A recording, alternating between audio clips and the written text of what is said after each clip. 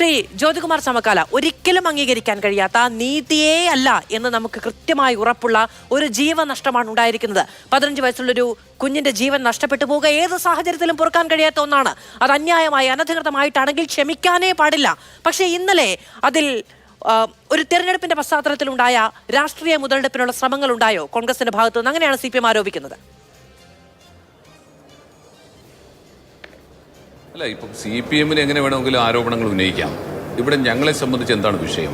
ഇവിടെ ഈ തെരഞ്ഞെടുപ്പുമായി ബന്ധപ്പെട്ട് എല്ലാവരും തെരഞ്ഞെടുപ്പ് പ്രചാരണ രംഗത്താണ്. കഴിഞ്ഞ 2 ദിവസം വലിയ പെരുന്നാളുമായി ബന്ധപ്പെട്ട് തെരഞ്ഞെടുപ്പ് പ്രവർത്തനങ്ങൾക്ക് അവധി നൽകിയിരുന്നു. എന്നാൽ ഈ വലിയ പെരുന്നാൾ നടക്കുന്ന ദിവസം തന്നെയാണ് ഇത്തരത്തിൽ ദാരുണമായ ഒരു സംഭവം ഉണ്ടായത്. അനന്തു എന്ന് പറയുന്ന 15 വയസ്സുകാരൻ വിദ്യാർത്ഥി, 10ാം ക്ലാസ് വിദ്യാർത്ഥി മരണപ്പെടുന്നത്. അനന്തുവിൻ്റെ ഭാഗത്തുനിന്നുണ്ടായ വീഴ്ചയുടെ ഭാഗമായിട്ടല്ലല്ലോ അദ്ദേഹം മരണപ്പെട്ടിട്ടുള്ളത്. ഇവിടെ ഇത് ഒറ്റപ്പെട്ട സംഭവം എന്ന് പറഞ്ഞ് സർക്കാരിന് ഒഴിയാൻ കഴിയുമോ? ഈ അടുത്ത സമയത്ത് ഈ നിലമ്പൂർ നിയോജക മണ്ഡലത്തിൽ തന്നെ ഒന്നിലധികം ഇത്തരത്തിൽ വന്യജീവി ആക്രമണവും അനുബന്ധ പ്രശ്നങ്ങളും മൂലം നിരവധി ആളുകൾ മരണപ്പെട്ടിട്ടുണ്ട്. മൂത്തിടത്ത് സരോജിനി എന്ന് പറയുന്ന സ്ത്രീ മരണപ്പെട്ടത് വന്യജീവി ആക്രമണത്തിലാണ്.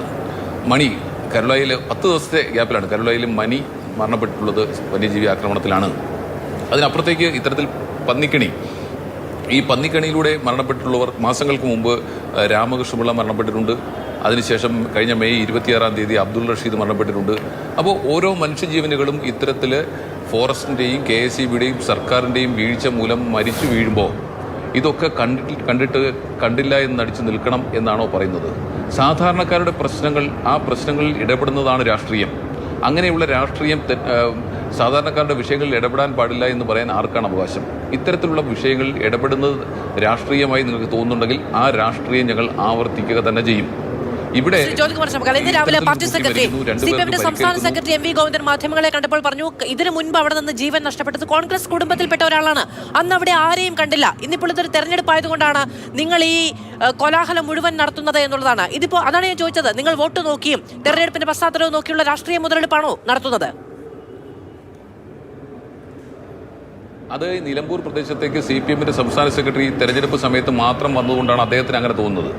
ഈ നിലമ്പൂരിൽ ഉണ്ടായിട്ടുള്ള സരോജിനിയുടെയും അതുപോലെ തന്നെ മണിയുടെയും ഒക്കെ മരണം നടന്നപ്പോൾ അവിടെ സരോജിനിയുടെ മരണസ്ഥലത്തേക്ക് സ്ഥലം MP കൂടിയായ ശ്രീമതി പ്രിയങ്ക ഗാന്ധി തന്നെ നേരിട്ട് വന്നിരുന്നു. അവരെ തൊട്ടടുത്തുള്ള പ്രദേശങ്ങളിൽ ഇത്തരത്തിൽ വന്യജീവി ആക്രമണം ഉണ്ടാകാനുള്ള സാധ്യതയെക്കുറിച്ചൊക്കെ ജനങ്ങൾ ബോധ്യപ്പെടുത്തിയതാണ്. അതുപോലെ തന്നെ ഈ പന്നിക്കണി മൂലം മരണപ്പെട്ടപ്പോഴും ഇവിടെ കോൺഗ്രസിൻ്റെയും UDF-ൻ്റെയും നേതൃത്വത്തിൽ പ്രതിഷേധങ്ങൾ നടന്നിട്ടുണ്ട്. അപ്പോൾ ഇതൊന്നും കണ്ടില്ലെന്നും കേട്ടില്ലെന്നും നടിക്കുന്ന അല്ലെങ്കിൽ ഇത്തരത്തിൽ തെറ്റിദ്ധാരണാജനകമായ പ്രസ്താവനകൾ നടത്തുന്നത് CPM-ന്റെ സംസ്ഥാന സെക്രട്ടറിക്ക് ഇതിനെക്കുറിച്ച് ബോധ്യമില്ലാത്തത് മൂലമാണ്. അതിനപ്പുറത്തേക്ക് ഇപ്പോൾ നോക്കൂ, ഈ വിഷയവുമായി ബന്ധപ്പെട്ട് പൊതുസമൂഹത്തിൽ നിലനിൽക്കുന്ന പ്രതിഷേധം, ആ പ്രതിഷേധം പ്രതിപക്ഷ കക്ഷികൾ എന്ന നിലയിൽ UDYF-ന്റെ നേതാക്കന്മാർ ഏറ്റെടുക്കുമ്പോൾ അതിലൊരു പ്രതിഷേധം നടത്തുമ്പോൾ എന്താണ് പ്രശ്നം? നിങ്ങൾക്ക് എന്താ വേവലാതി? എന്താ പറയുന്നത്? ഇവിടെ സംസ്ഥാനത്തെ വനമന്ത്രി എന്താ പറഞ്ഞിട്ടുള്ളത്? വനമന്ത്രി പറഞ്ഞത് ഇത്തരത്തിലൊരു കുട്ടി മരിക്കുന്നതിന് മുമ്പ് തന്നെ അവിടെ പ്രതിഷേധം ആരംഭിച്ചു എന്നാണ് മലപ്പുറത്ത്. ഈ മലപ്പുറത്ത് നിങ്ങളുടെ റിപ്പോർട്ടർമാർ ഇവിടെ തെരഞ്ഞെടുപ്പുമായി ബന്ധപ്പെട്ട് ഈ മലപ്പുറം ജില്ലയിലുണ്ടല്ലോ. മലപ്പുറത്ത് എന്തെങ്കിലും ഒരു പ്രതിഷേധം ഇന്നലെ നടന്നതായി നിങ്ങൾക്കൊന്ന് ചൂണ്ടിക്കാണിക്കാമോ? ഇവിടെ ഈ കുട്ടി മരണപ്പെട്ടതിനെ സംബന്ധിച്ച് ആ കുട്ടിയുടെ മാതാപിതാക്കൾ തന്നെ സംബന്ധിച്ചിട്ടുണ്ട്. 7-7:30 മണിയോടെ വാഹനം തടഞ്ഞതടക്കമുള്ള സംഭവങ്ങൾ ഈ നാട്ടുകാർ തന്നെ, വഴിക്കടവുകാർ തന്നെ അറിയുന്നതിന് മുമ്പ് നിലമ്പൂരിൽ അത്തരം സംഭവ വികാസങ്ങൾ ഉണ്ടായതിനു പിന്നിൽ ഗൂഢാലോചനയുണ്ട് എന്ന് അദ്ദേഹം ചൂണ്ടിക്കാട്ടി. അതാ ഞാൻ പറയുന്നത്, CPM-ന്റെ നേതാക്കന്മാർക്ക് സ്ഥലജല വിഭ്രാന്തി പിടിച്ചിരിക്കുകയാണ്. പച്ച മലയാളത്തിൽ അല്ലെങ്കിൽ ന്യൂജൻ ഭാഷയിൽ പറഞ്ഞാൽ അവർക്ക് കിളി പോയിരിക്കുകയാണ്. ഇവിടെ എന്താ പ്രശ്നമെന്ന് അറിയാമോ? ഈ വിഷയമുണ്ടായി, ആ കുട്ടിയുടെ ഡെഡ് ബോഡി നിലമ്പൂർ താലൂക്ക് ആശുപത്രിയിൽ കൊണ്ടുവരുമ്പോൾ അവിടെ പോയ ഒരാളാണ്, ആദ്യം എത്തിയ ഒരാളാണ് ഞാൻ. ആ ഹോസ്പിറ്റലിന് തൊട്ടടുത്തുള്ള ഹോട്ടലിലാണ് ഞാൻ താമസിക്കുന്നത്. സ്വാഭാവികമായി ഞാൻ അവിടെ ചെന്നു. അവിടെ ചെല്ലുമ്പോൾ 2 യൂത്ത് കോൺഗ്രസ് പ്രവർത്തകർ, അവർക്ക് പനിയായത് മൂലം അവർ ആ ഹോസ്പിറ്റലിൽ ഉണ്ടായിരുന്നു. പിന്നീട് പ്രാദേശിക നേതാക്കന്മാരോട് ഞാൻ സംസാരിച്ച് ഈ വിഷയത്തെക്കുറിച്ച് അന്വേഷിച്ച് മനസ്സിലാക്കി. അതിനുശേഷം ഇത് സർക്കാരിൻ്റെ ഭാഗത്തുള്ള വീഴ്ചയാണ്. നേരത്തെ തന്നെ KSEB അറിയിച്ചതിന് ശേഷവും KSEB ഇടപെടാത്തത് മൂലമാണ് ഇത്തരത്തിലൊരു ജീവൻ നഷ്ടപ്പെട്ടതെന്ന ബോധ്യത്തിന്റെ അടിസ്ഥാനത്തിലാണ് പ്രത്യക്ഷ സമര പരിപാടികൾക്ക് ഞങ്ങൾ രൂപം നൽകിയത് ആലോചിച്ചത്. അപ്പോൾ ആ പ്രത്യക്ഷ സമര പരിപാടികൾ ആരംഭിക്കുക രാത്രി 10 മണിക്കാണ്. 7:30 മണിക്ക് നടന്ന സംഭവമാണ്. 10 മണിക്കാണ് പ്രത്യക്ഷ സമര പരിപാടികൾ ആരംഭിക്കുന്നത്.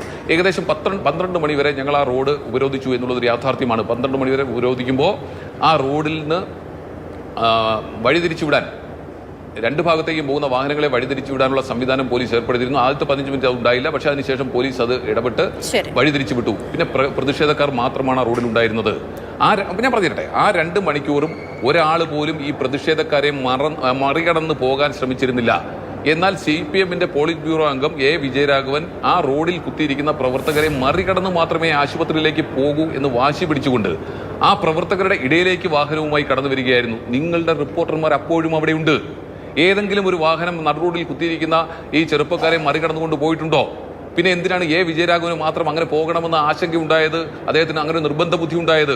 സ്വാഭാവികമായും അവിടെ വലിയ പ്രതിഷേധം നടക്കുമ്പോൾ അതിനിടയിലേക്ക് A. വിജയരാഘവനെ പോലെയുള്ള ഒരു നേതാവ് ഇത്തരത്തിൽ പ്രതിഷേധം നടക്കുമ്പോൾ അത് മറികടന്ന് പോകാൻ ശ്രമിച്ചാൽ അവിടെ ഇരുന്ന കുട്ടികൾ അവിടെ തടഞ്ഞു എന്നുള്ളത് യാഥാർത്ഥ്യമാണ്. അത് തടയുക തന്നെ ചെയ്യും. അത് പ്രതിഷേധത്തിന്റെ ഭാഗമാണ്.